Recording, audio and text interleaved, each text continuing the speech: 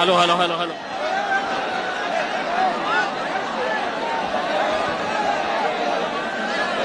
Hello hello hello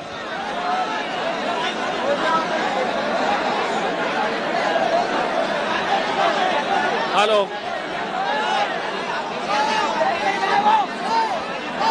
नहीं आवाज नहीं वो भी बंद है दोनों बंद हेलो हेलो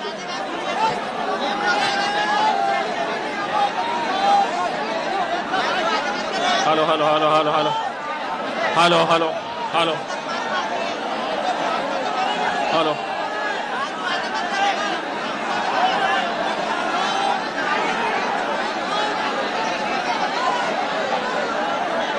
हेलो अरे मेरे भाइयों, अगर इतना ही जोश और जज्बा था तो हमको जीत के जश्न में ही बुला लेते।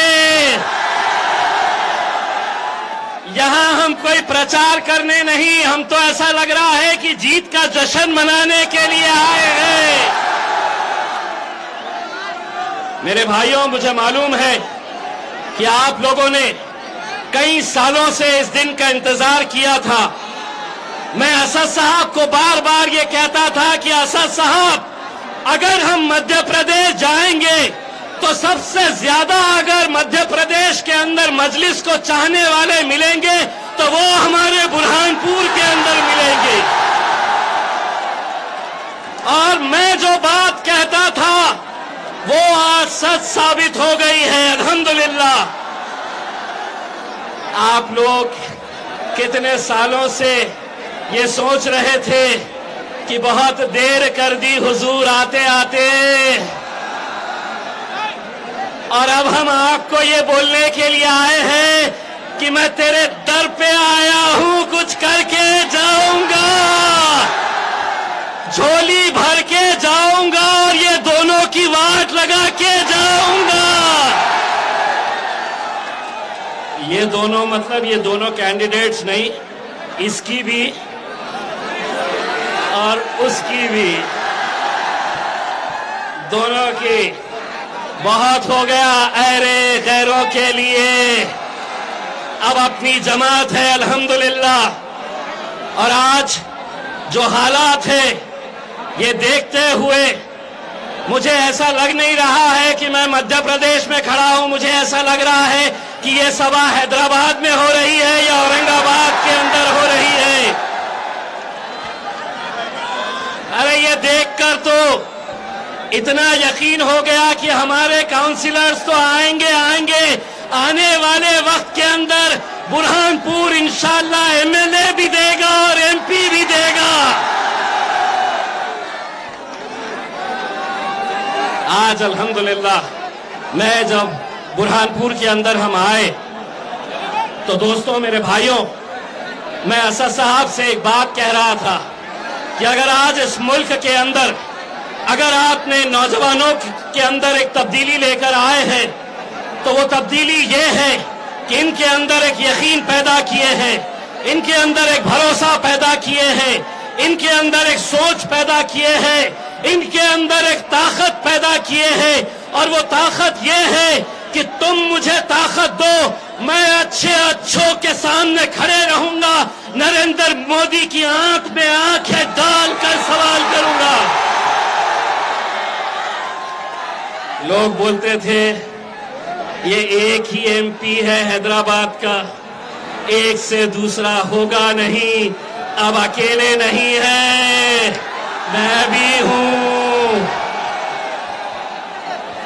भी हूं वहां पर। पहले असद साहब जब पार्लियामेंट के अंदर बैठते थे तो पीछे से कोई भाजपा वाला उनके बारे में कुछ ना कुछ बोलता था, उन्हें बैठने के लिए कहता था।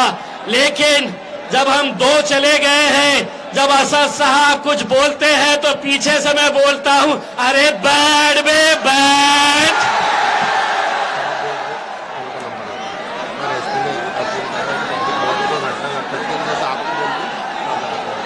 देखिए,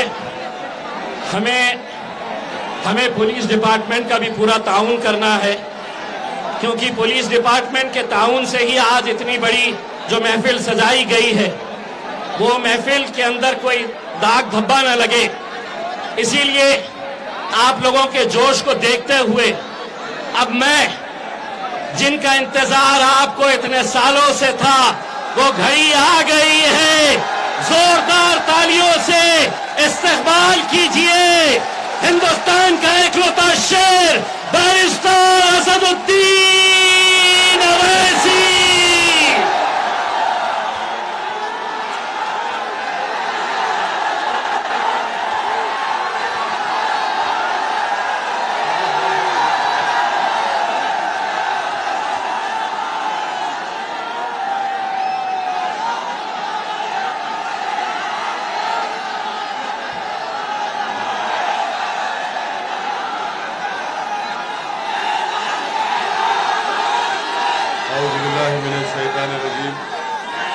बिस्मिल्लाहिर्रहमानिर्रहीम। अस्सलामु अलैकुम वरहमतुल्लाहि वबरकातुहू। मजलिस इत्तेहादुल मुस्लिमीन के जिम्मेदार इमरान हुसैन साहब, सदर शहर ज़हीरुद्दीन शेख साहब, सोहेल साहब जो मेयर के कैंडिडेट हैं, और मजलिस इत्तेहादुल मुस्लिमीन की जानिब से बुरहानपुर में 14 उम्मीदवार मजलिस इत्तेहादुल मुस्लिमीन के इंतखाबात में हैं, जिसमें वार्ड नंबर 2 से रफ़ीक अहमद साहब, वार्ड नंबर 4 से संगीता बाई तापड़े हमारी बहन, वार्ड नंबर 12 से नजमा बानू साहिबा, वार्ड नंबर 15 से फहमीदा बी साहिबा, वार्ड नंबर 18 से ज़हीरुद्दीन शेख साहब, 19 से रहीमुल्लाह साहब, 23 से फरजाना बेगम साहिबा, 24 से अफसाना बानो साहिबा, 25 से मुमताज़ हुसैन साहिब, 29 से परवीन बानो साहिबा, 31 से शबाना बेगम, 32 से मोहम्मद सुल्तान, 33 से राना बेगम, और वार्ड नंबर 39 से अनीसुर-रहमान साहब। मैं आपसे अपील करने आया हूं कि 6 तारीख के दिन आप तमाम लोग मजलिस इत्तेहादुल मुस्लिमीन के हक़ में अपने वोट देकर मजलिस की क़ियादत को बुरहानपुर में कामयाब करिए, और यहाँ से मजलिस इत्तेहादुल मुस्लिमीन की आपकी एक लीडरशिप को पैदा करिए। मैं आपका बेहद शुक्रगुजार हूँ कि आपने अपना कीमती वक्त निकालकर आज के इस जलसे में शिरकत की। आपका ये जोश, वलवला और आपकी मोहब्बत देखकर मेरे पास अल्फाज नहीं है कि मैं कैसे आपका शुक्रिया अदा करूँ। मैं सिर्फ आपसे इतना अर्ज़ करना चाहूँगा कि आप 6 जुलाई को इसी तरह, इसी जोश और जज्बे को बरकरार रखते हुए आप मजलिस के उम्मीदवारों को कामयाब करिए। मजलिस का इंतखाबी निशान पतंग का निशान है। ये मेरी खुशकिस्मती है कि मैं बुरहानपुर को आने का अल्लाह ने मुझे मौका दिया। ये वो सरजमीन जिसको हज़रत बुरहानुद्दीन गरीब रहमतुल्लाह अलैह के नाम से मंसूब किया गया, ये वो बुरहानपुर की सरजमीन जहाँ पर काला ताज महल भी है और मौजूदा ताज महल का डिज़ाइन भी यहीं पर बनाया गया था। ये औलिया अल्लाह की सरजमीन है, तौहीद परस्तों की सरजमीन है। मैं आप तमाम को दिल की गहराइयों से सलाम करता हूँ। मेरे अजीज दोस्तों और बुजुर्गों, आप जानते हैं कि ये बल्दिया का इलेक्शन है और बुरहानपुर में आप यहाँ पर आबादी 7.5 लाख की है, और 7.5 लाख की आबादी के लिए आप जानते हैं कि यहाँ पर सिर्फ 16 प्राइमरी हेल्थ केयर सेंटर हैं। बहुत से मसाइल हैं। यहाँ का बजट जो सोहेल साहब ने हमको बताया कि करीब 5 अरब 36 करोड़ रुपए का बजट है और सरकारी हॉस्पिटल सिर्फ एक है। तो इसलिए बहुत ज़रूरी है कि आप अपने वोट का सही इस्तेमाल करें और कोशिश ये करें कि भाजपा और कांग्रेस को आप शिकस्त देकर मंजलिस के 14 उम्मीदवार और मेयर की सीट से बुरहानपुर से मंजलिस को कामयाब करें। मुझे पूरी उम्मीद है कि इंशाअल्लाह ताला मंजलिस को कामयाबी हासिल होगी। नौजवानों को मैं ये पैगाम देना चाह रहा हूँ कि आप यहाँ पर ज़रूर आए हैं, मगर याद रखिए सिर्फ यहाँ पर आकर अगर आप पोलिंग के दिन सुबह में नहीं निकलेंगे तो आपकी जमात मजलिस इत्तेहादुल मुस्लिमीन कामयाब नहीं हो सकती है। तो नौजवानों, मैं आपको एक जिम्मेदारी देकर जा रहा हूं कि 6 जुलाई के दिन आप ना सिर्फ अपना वोट डालने जाएंगे बल्कि आप अपने साथ अपने वालिद, अपनी वालदा, अपने अफराद खानदान सबको साथ लेकर आप पोलिंग बूथ को जाकर वोट डालेंगे। आप जाएंगे ना वोट डालने? आप अपने पूरे अफराद खानदान फैमिली को लेकर जाएंगे? तो ये आपकी जिम्मेदारी है। आप मंजलिस के उम्मीदवार हैं, आप मेयर के कैंडिडेट हैं। ये जिम्मेदारी आपकी है कि सुबह सुबह आप अपने घर से निकलेंगे। उस दिन आप नमाज फजर पढ़कर फौरन पोलिंग बूथ को जाएंगे, पूरा पुरअमन रखेंगे, अमन को मजबूत करेंगे और मंजलिस को कामयाबी से हम किनार करेंगे। मेरे अजीज दोस्तों और बुजुर्गों, मैं आपको ये भी बताने आया हूं कि मध्य प्रदेश में बल्कि बुरहानपुर में आवास योजना है, अमृत योजना है। यहां पर इतना करप्शन उसमें है कि ना आवास योजना में गरीबों को घर मिलता है और ना अमृत योजना में कोई सही काम होता है।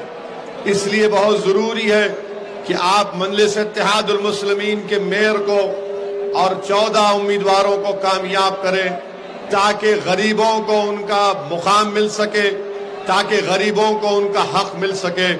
मेरे अजीज दोस्तों और बुजुर्गों, मध्य प्रदेश में भाजपा की सरकार है।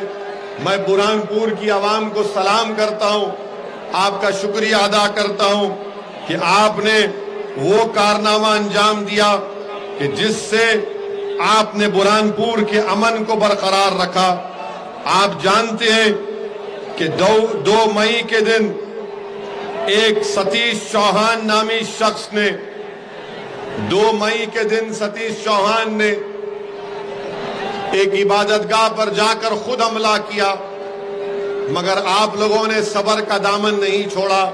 मैं आपका शुक्रिया अदा करता हूं कि आपने जो दूरंदेशी दिखाई, आपने सतीश चौहान के उस नापाक मंसूबे को नाकाम कर दिया और बुरहानपुर के अमन को आपने बरकरार रखा। मेरे नौजवान साथियों, बुजुर्गों, मेरी इज्जतदार माँ और बहनों, बुरहानपुर के अमन को मजबूत करिए। बुरहानपुर में मजलिस की ताकत में इजाफा उस वक्त होगा जब आप 6 जुलाई के दिन अपना एक वोट पतंग के निशान पर लगाएंगे। और भाजपा की सरकार है, उससे पहले कांग्रेस की सरकार थी। अब जब हम यहां पर आए हैं तो जाहिर है भाजपा और कांग्रेस के नेताओं के पेट में दर्द शुरू हो चुका है। कांग्रेस के नेताओं की रात की नींद हराम हो चुकी है। तो ये दोनों, कांग्रेस और भाजपा, याद रखिए ये राम और श्याम की जोड़ी है।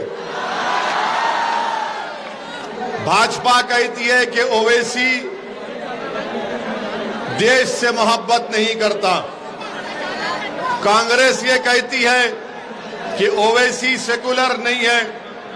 तो हम ये बताना चाह रहे हैं पहले कांग्रेस पार्टी को, आप लोग थोड़ा आराम से 10 मिनट दीजिए मुझे, 10 मिनट सिर्फ, मैं खत्म कर दूंगा। कांग्रेस ये कहती है कि असदुद्दीन ओवैसी और मजलिस सेकुलर नहीं है। हम कांग्रेस पार्टी से पूछना चाहते हैं कि पिछले विधानसभा के चुनाव में क्या आपने कांग्रेस को वोट दिया था या भाजपा को वोट दिया था? आपने भाजपा को तो वोट नहीं दिया था ना, तो कांग्रेस सत्ता में आ गई। कांग्रेस के 20 विधायक जो मोदी के गोद में बैठकर चाय पी रहे हैं, क्या वो हमारे से पूछ कर गए थे?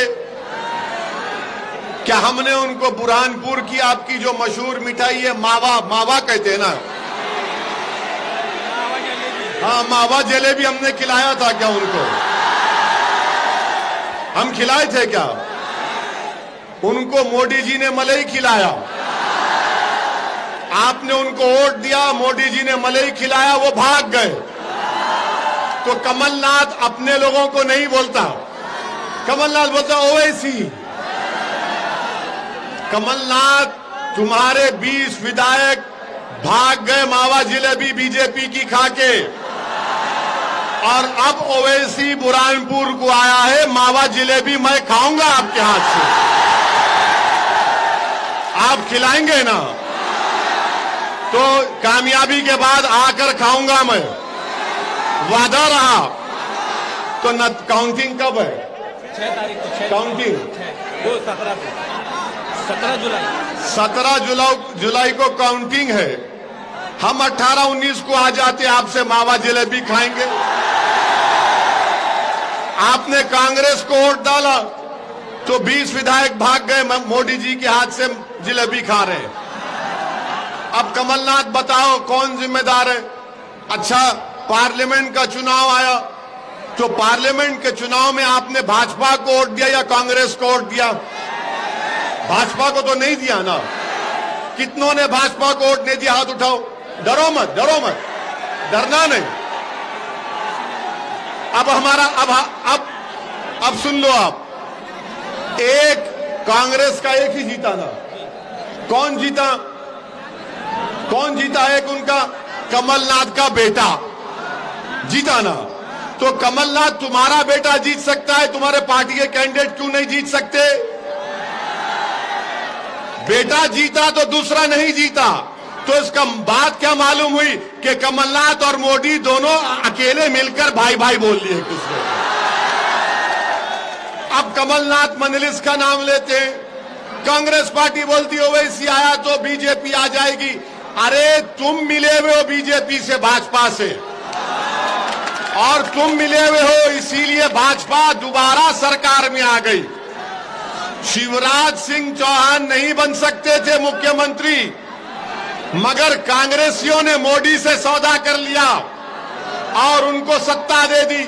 मैं सिर्फ बल्दिया का इलेक्शन लड़ने आया हूं, मगर आपकी मोहब्बत देखकर ऐलान कर रहा हूं कि इंशाअल्लाह ताला विधानसभा का भी चुनाव लड़ेंगे।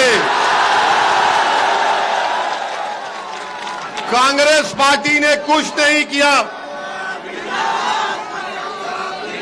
ये देखो, आप जरा थोड़ा खामोश रहिए। देखो कितना लोग आराम से पीछे खड़े हैं, आप जरा ठहरिए।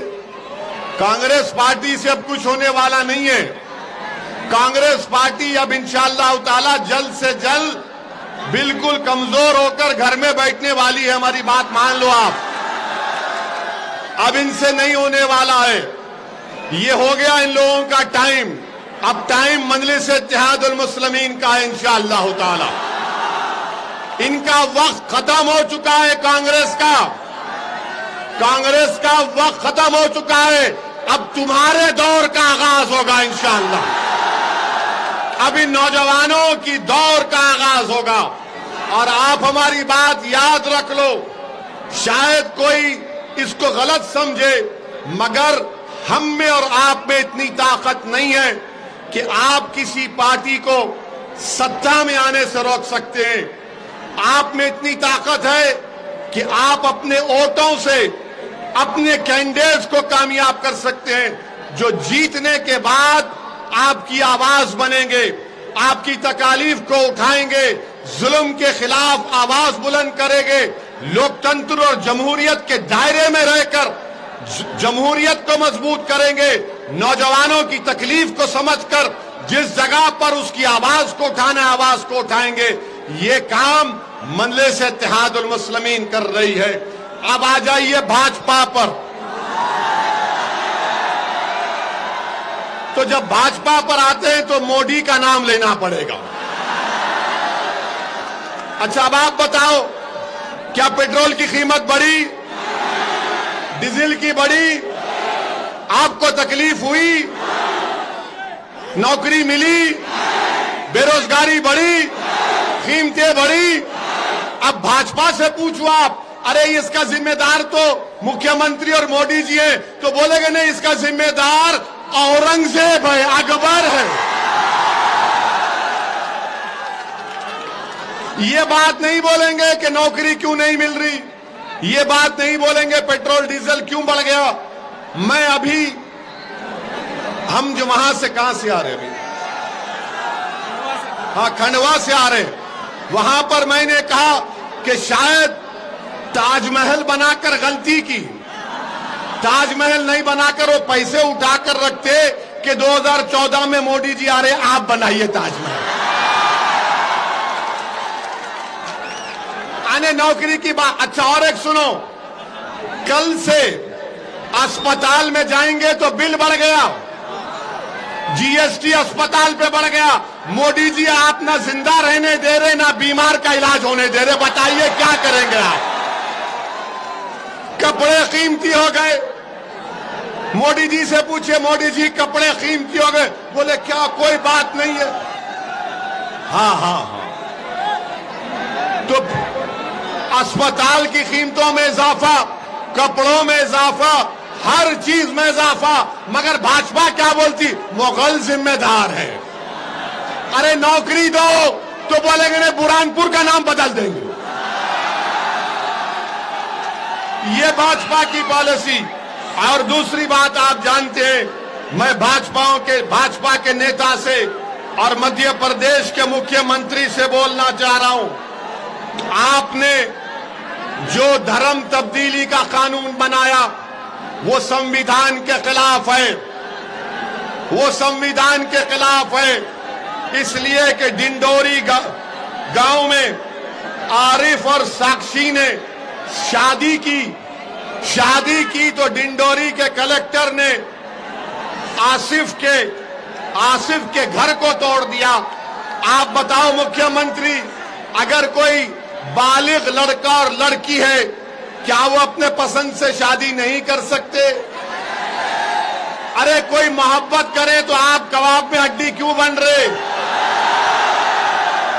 मोदी जी और पृथ्वीराज जी, आपने गाना नहीं सुना, जब प्यार किया तो डरना क्या? अरे आप प्यार करने वालों के खिलाफ क्यों हैं? आप भी करो प्यार, जनता से करो, गरीब से करो, जो गरीब पिट रहा है, पिस रहा है भारत में। इसकी फिक्र नहीं है मोदी जी को और यहाँ के मुख्यमंत्री को। आप जानते मेरे अजीज दोस्तों कि मध्य प्रदेश में पहली जमात से 5वीं जमात तक, क्लास 1 से क्लास 5 तक 58,817 बच्चे पढ़ते हैं। 12वीं जमात में आते आते 38,000 हो जाते हैं। तो मालूम हुआ कि 80% मुसलमानों के बच्चे मध्य प्रदेश में 10वीं जमात मुकम्मल नहीं करते। बताओ कमलनाथ, बताओ मध्य प्रदेश के मुख्यमंत्री, मैं जिम्मेदार हूं या तुम लोग जिम्मेदार हो जो मुसलमान बच्चों को 80% मुस्लिम बच्चे मध्य प्रदेश में 10th क्लास कंप्लीट नहीं करते। मेरे अजीज दोस्तों और बुजुर्गों, मुसलमानों को तालीम चाहिए, मुसलमानों को ताकत चाहिए, मुसलमानों को सब चीज चाहिए जो सबको मिलती है। ये लड़ाई मजलिस इत्तेहादुल मुस्लिमीन की लड़ाई है। मेरे अजीज दोस्तों और बुजुर्गों, वहीं पर आप देखते हैं, आपको मालूम कि भंवरलाल जैन कौन थे? भंवरलाल जैन को मध्य प्रदेश में मारा गया, खूब पीटा गया इस शक पर कि वो मुसलमान थे और भंवरलाल जैन की मौत हो गई। बताओ मुख्यमंत्री, मारने वालों का तुमने घर तोड़ा, पृथ्वीराज, शिवराज तुमने घर तोड़ा।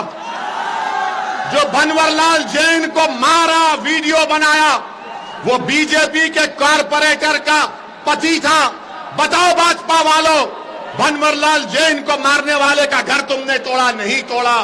तुम गरीबों का, कमजोरों का घर तोड़ते हो। अरे तुम सत्ता में हो तो कमजोर पर जुल्म करके तुम ताकतवर नहीं, बल्कि तुम बुज़दिल हो, बुज़दिल ही रहोगे इंशाअल्लाह ताला। मेरे अजीज दोस्तों और बुजुर्गों, यहां पर एक भाजपा के नेता हैं जो कह रहे हैं कि जो मिलिट्री में 4 साल नौकरी कर लेगा उसके बाद उसको भाजपा के दफ्तर में चपरासी की नौकरी देंगे। अरे जो मिलिट्री में जाता है, आर्मी में, वो देश की सेवा करने जाता है। देश के प्रधानमंत्री देश के नौजवानों को चौकीदार बनाना चाहते हैं, उनको नौकरी नहीं देना चाहते। बहरहाल मेरे अजीज दोस्तों और बुजुर्गों, 6 जुलाई को आप पतंग के निशान पर वोट लगाएंगे? क्या बुरहानपुर की फिजाओं में पतंग नजर आएगी? आप डालकर सबको कर कर कर कर कर कर कर 6 जुलाई को हर घर पर पतंग नजर आना। लोग बोलना कि बुरहानपुर के आसमानों में सिर्फ एक इनकलाब बर्पा हो चुका है, हर जगह पर पतंग पतंग पतंग पतंग होना चाहिए। तो आप तमाम का बेहद शुक्रिया।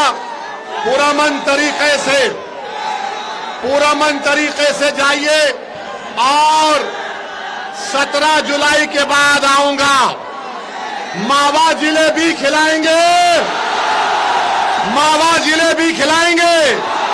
शुक्रिया, अल्लाह सलामत रखे आपको। नारे तकबीर, नारे तकबीर। भारत जिंदाबाद, भारत